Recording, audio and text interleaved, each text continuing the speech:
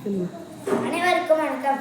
வாழ்வியலை வானம் மறையிலும் ஆராய்ந்து கொண்டு இந்த சிந்தனையை சீறிக்கொண்டு வேண்டியதெல்லாம் கண்ணெதிரே காத்திருக்காது என்ற தக்கம் தருகிற தக்கத்தாம் என்று சுற்றுச்சூழல் நெறிகட்டு மாசுபடுகின்ற சூழலில் சுற்றுச்சூழல் பாதுகாப்பு நம் அனைவரின் பொறுப்பு என்ற தலைப்பில் மிகுந்த பொறுப்புடன் இங்கு நான் பேச வந்துள்ளேன். புதிய மலர்ந்திருக்கும் பயணத்தில் பூக்கள் தொடங்கி புயல்கள் ஈராக மாறி மாறி வந்தாலும் மாறாத புன்னகையால் பதில் மொழி பேசும் பெரியோரே, என் சபையின் நடுவர்களே, இங்கு அனைவருக்கும் குழும்பி இருக்கின்ற ஆன்றோர் அனைவருக்கும் சுற்றுச்சூழல் பாதுகாப்பின் பொறுப்பாளியான செங்கற்கோவில் பள்ளியின் சிறுமொட்டான அந்த சிவரஞ்சனியின் பணிவான வணக்கங்கள். சுவாசத்தை கவனி உன் நாயில் கூடும், வார்த்தையை கவனி மதிப்பு கூடும், செய்யும் செயலை கவனி நிதானம் கூடும், எண்ணங்களை கவனி வாழ்வில் வெற்றிகள் கூடும். இந்த பொன்மொழி கேட்பதற்கு மட்டும் நன்றாக இருக்கும். நம் சுவாசம் அப்போது மோசமாகிவிட்டதே.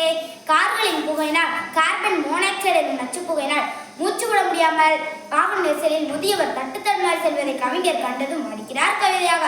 வளர்ச்சின்னு சொல்லிக்கிட்டே காடுகளை அழிச்சோம், மரங்களை வெட்டினோம், மலையை குடைஞ்சோம், பூமிக்குள் இருக்கிறதையும் தோண்டி தோண்டி எடுத்தோம், கேணியை தொலைச்சிட்டோம், கேப் தண்ணியை தேடி அலையிறோம்.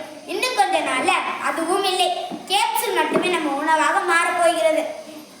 தொட்டதெல்லாம் நெகிழி, இப்படியே போனால் பூமியில் உன் சந்தையினருக்கு ஒன்றுமே இருக்காது கவனி. தொட்டதெல்லாம் நெகிழி, இப்படியே போனால் பூமியில் உன் சந்தையினருக்கு ஒன்றுமே இருக்காது கவனி. நெகிழியை ஒழிப்போம் என்று வீரவசனம் மற்றும் பேசாது. இயற்கை கையை பற்றுவோம், இனிமேலாவது புவியை சிறிதேனும் காப்போம். மணி நீரும் மண்ணும் மலையும் அணிநிழல் காடும் உடையது அரண் என்பது குரல்பா. மணி போல தெளிந்த நீரும் மண்ணும் மலையும் அழகிய நிழல் காடும் நான்குமே ஒரு நாட்டிற்கு அரண் என்று வள்ளுவரையா கூறுகிறார். தெளிந்த சுத்தமான நிலம் நீர் காற்று இருப்பது ஒரு நாட்டிற்கு அழகு. சுற்றுச்சூழலை பாதுகாத்து பலம் பெரும் பாரத நாட்டை நாம் பெருமைப்படுத்த வேண்டுமா? உண்ண கனி, ஒதுக நிழல், உடலுக்கு மருந்து, உணவுக்கு விருந்து, அடைய குடி, அடைக்க கதவு, ஆட தூளி, தாளிக்க எண்ணெய், தடவ தைலம், எழுத காகிதம், எரிக்க விறகு, மரம்தான் எல்லாம் மரம்தான். மரம் இல்லைன்னா மண்ணும் இல்லை, மனிதனும் இல்லை. ஆகவே நாட்டு நடு மரம் நடு, விடு விடு சூழல் மாசுபாடு பற்றிய கவலையை விடு. உணவு வேண்டும் நமக்கு, நீர் வேண்டும் நமக்கு, காற்று வேண்டும் நமக்கு, எல்லாம் தூயதாக வேண்டும் என்று ஆதங்கப்படும் நாம் ஏன் மரம் வளர்ப்பதில்லை? ஏன் நெகிழிப்பையை கைவிடுவதில்லை? ஏன் இயற்கை உரம் போடுவதில்லை?